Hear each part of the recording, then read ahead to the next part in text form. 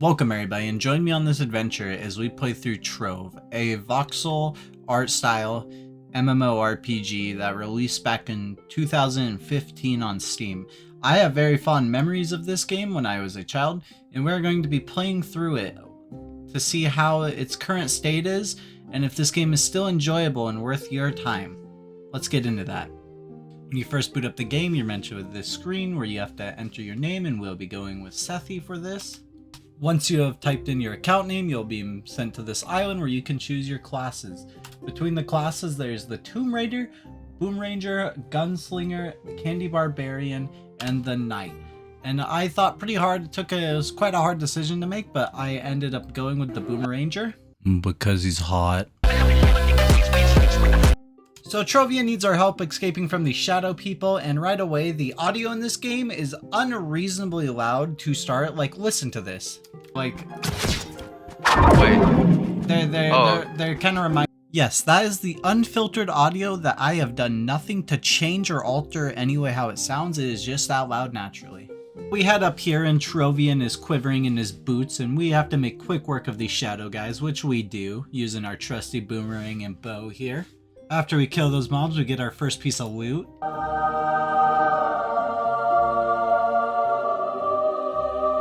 After bathing in the glory of the sweet, sweet loot, we go ahead and equip it, and then our objective now wants us to go locate a bridge.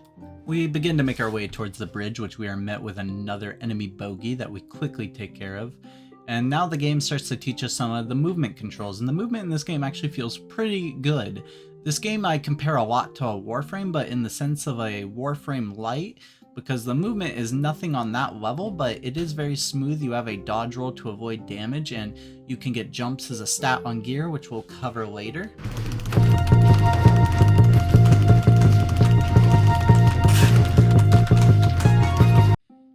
After we get through that little tutorial area, we run up to a big bogey up here who says he's going to take my soul. I do not think that's very nice of him.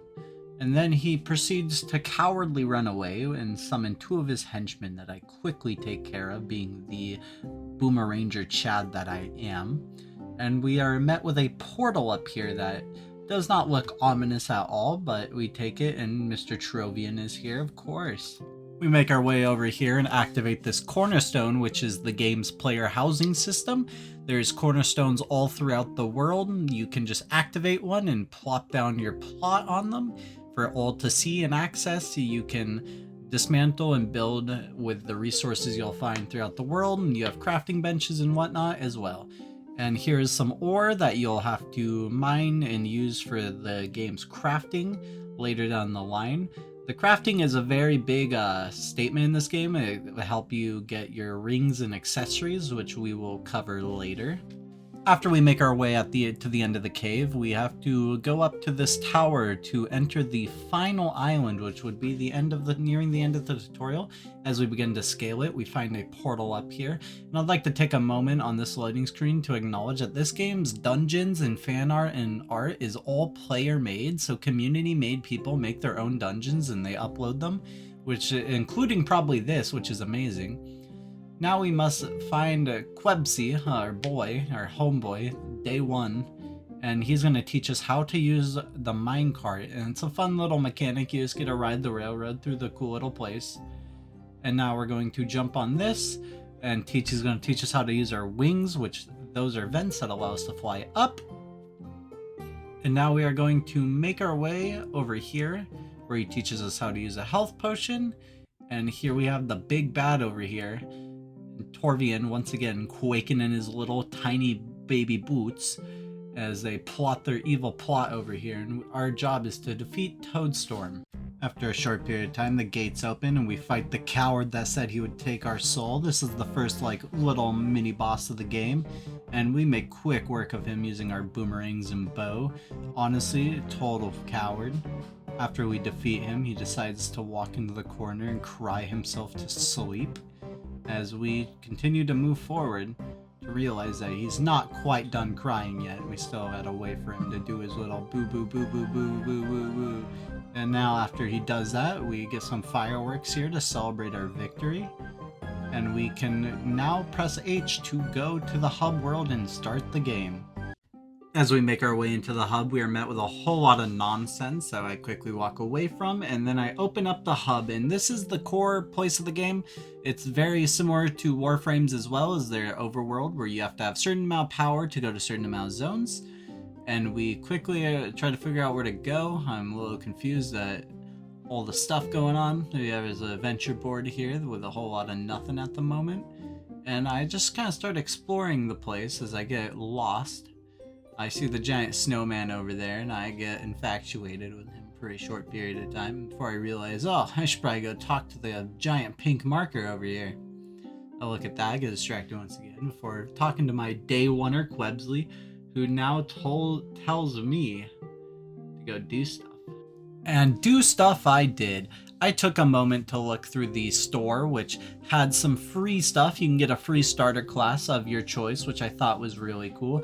We ended up choosing the Candy Barbarian, and as I scrolled through everything else, I noticed that there wasn't anything absurdly pay to win, which is nice. Most of it is cosmetics. You can buy a lot of the classes, but do not fret, you can obtain them all in a fashion similar to Warframe, where you craft them.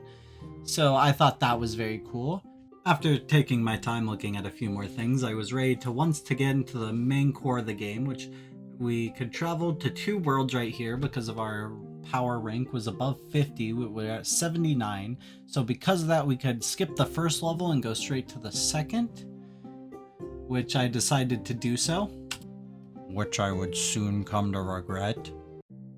As we teleport to the Frost biome, we begin the main gameplay loop of exploring the dungeons that are throughout the map and completing them. You go through a dungeon that, once again, I would like to say, are made by the community and uploaded. People vote on them and they get put in the game, which is an amazing idea. We have a repeatable quest here we can do, but the main gameplay loop of this game is going to a dungeon, killing the boss, getting a treasure chest, you get loot and materials, and then you go to the next dungeon. And you will max level for each character is level 30. And that is the core mechanic of the game and mining ore, which I'm on my way to my first dungeon when I get distracted. We love mining. Mining is the best. Mine, mine, mine, mine, mine. We now make our way to the first dungeon, not, of course, after mining a little bit of more ore, you can never go wrong with that, which me and my brother quickly did discover that if other people are around with you, they also get credit for the ores, so that is very convenient for a party system. And now we go up to the entrance of the dungeon, and like I said, it's just incredible to see these are player made. They are very gorgeous. Every single one of them is very fun, quirky, unique. They're all based off the biome they're in, so we're in the ice biome. So as you can see, we have a big ice cave right here. And now, this is a major dungeon. So there's small dungeons and big dungeons. This is a big dungeon, which consists of 3 bosses, and is a lot more just open space. And now typically, from what I've experienced from playing the game, it is best to kind of just rush the boss. Killing stuff doesn't tend to really drop much. It is mainly just the boss and the treasure chest at the end. But as we go through this dungeon, we are having a great time. It's very fun to just kind of group up and delve through the dungeon. There's booby traps everywhere. The monsters do hit considerably hard the further you get into the game. They start to chunk a considerable amount, so this game isn't necessarily easy. There is parts until you get caught up in gear, it is a bit rough. So as you can see here, we approach this red or purple portal, and this will typically lead to the boss room. So we go inside of it, and once again, just outstanding. And as you can see, we're just killing a few more monsters as we look for the boss. He's hiding from us a little bit. And here we are. It looks like we found him, and that was not him. Is this him? I think this is the boss. Yep. So this is the boss here. He's hiding in the portal like a coward. And we quickly make easy work of him. So like I said, the game starts out pretty lackluster. The chest spawned up there. So we go to the chest and we get loot. But not before killing these nice little buggy bugs. We make our way over to the treasure chest to see what kind of loot is in store for us. And from what I experienced too, is the loot is everybody sees their own, which is always very nice. This game is very like teamwork, player friendly, party friendly. You can grab buds and you can just go grind some dungeons. It's very fun and enjoyable. We go ahead and bust open the chest here and we see lots of nice pretty loot. That power rank 13. I got a purple, which was 23 power rank. That is a significant upgrade to what I had.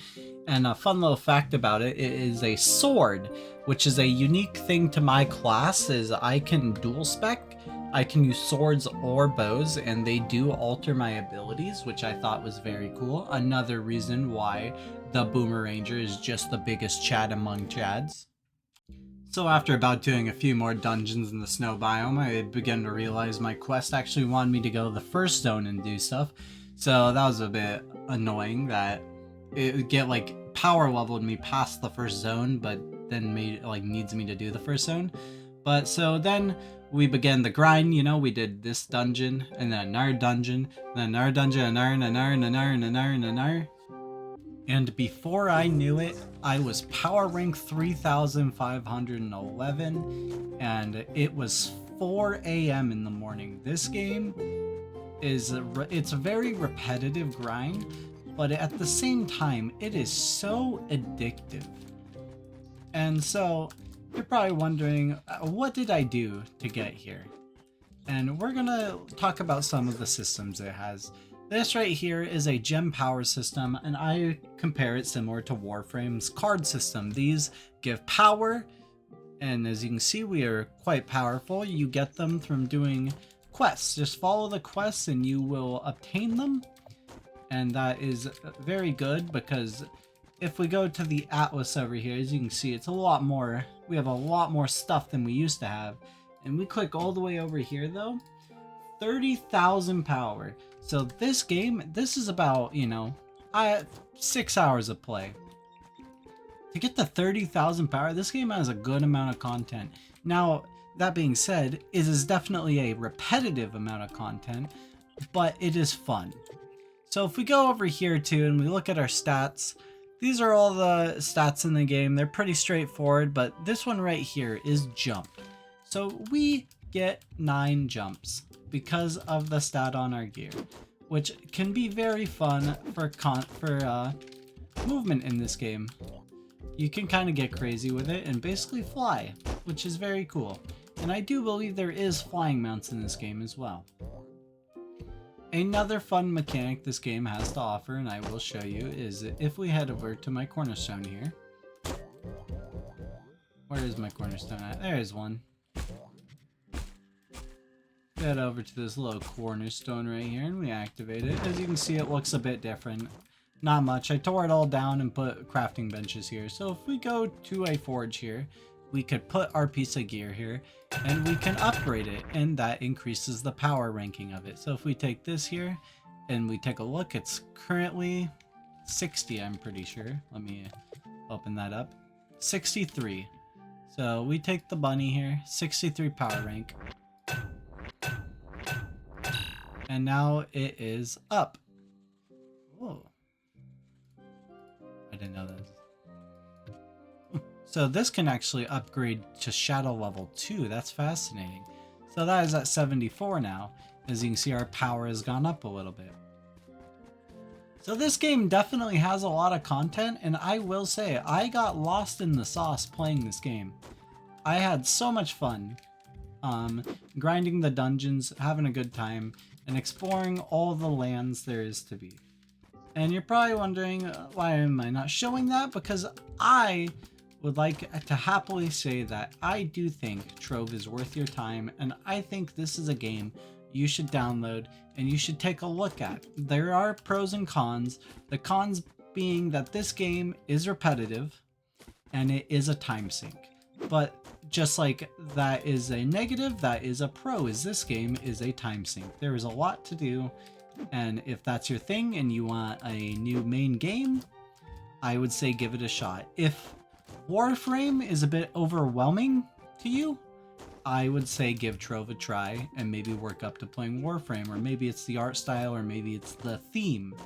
But I say this game is, like I said, a Warframe light, very much so. So like, for example, you can go here, oh, it's here, and you can craft the classes just like you can. So I could craft this guy right now, and then I would have him. Which honestly, I think that's pretty cool. I would want this guy right here though. He's the one that I've been looking forward to. And yeah, that's about all we have it for this video, guys. I hope you've enjoyed watching this and making it to the end as much as I've enjoyed playing it. Trove has been a very fun game, and I want to know what you guys would like to see in the future. Would you like to see me go maybe further and deeper into Trove, or would you like me to take a look into another game to see if it's worth your time? I am been Sethy, and I really appreciate you guys coming by. I like and sub would mean the world. This is my first kind of long form video that I've put quite a bit of effort and editing into, and I'm very excited to keep working on this stuff, and I hope you guys enjoy seeing it. And yeah, I will catch you guys in the next video. Peace out.